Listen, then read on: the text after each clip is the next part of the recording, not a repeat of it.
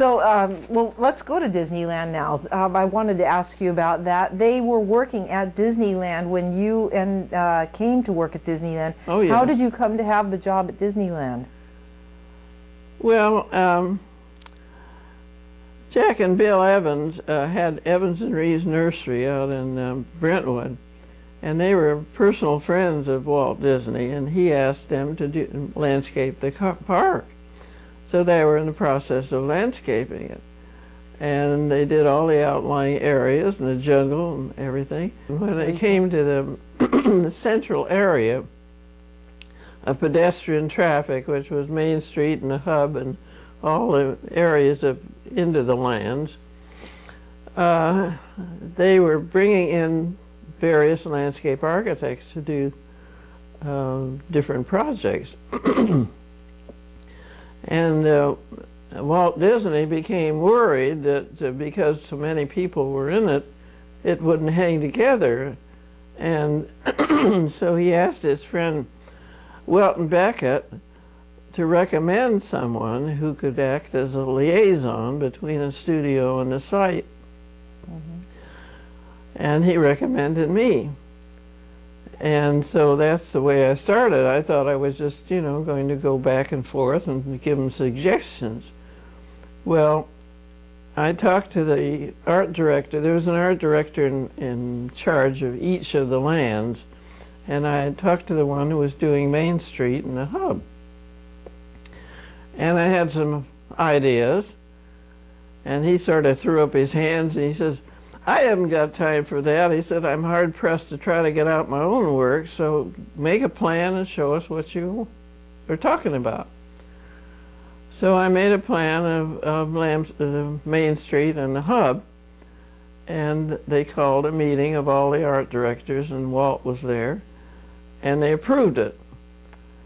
And so each one of the art directors had me do the site planning for the areas of pedestrian traffic in their particular areas, which was Fantasyland and Tomorrowland and Frontierland and so on. Mm-hmm. And how many months before opening did you come on to the job? 3. 3 months before opening, there was no circulation plan for Disneyland. Not the central area. Okay. Did you also work on some of the other areas, the water courses, or No, Jack and Bill did all of the rest of it, and in fact, we worked together on the center because I didn't make planning plans. I selected.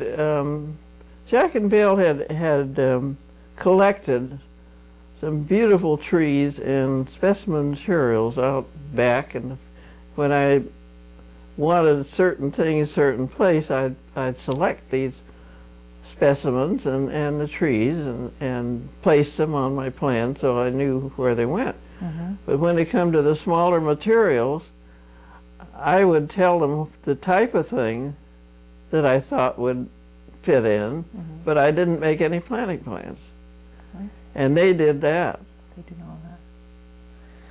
I've seen some of the pictures of construction going on, and you appear to have been the only woman working there. Were there any other women working on this plan? I didn't see any except once or twice. I saw a woman, and I don't remember what her position was because I just saw her. What was it like to be the only woman on this huge project?